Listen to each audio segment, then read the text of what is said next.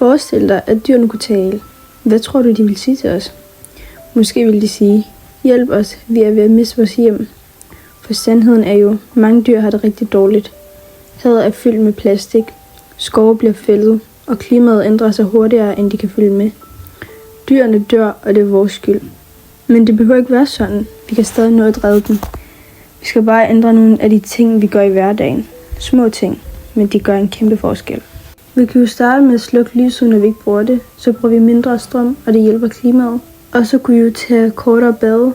Vand er jo livsvigtigt for både mennesker og dyr. Og så i stedet for at køre bil, kunne vi gå, cykle eller tage bussen. Så kan man også få luft imens. Derefter kan man sortere sit affald og undgå engangsplastik, fordi en plastikflaske kan overleve i naturen i 100 år. Det handler selvfølgelig ikke altid om at være perfekt. Det handler om at prøve at tænke over, hvordan din valg påvirker jorden og dyrene. Hvis vi alle sammen gør lidt, så sker der noget stort. Mindre forurening, færre dyr i fare, mere håb.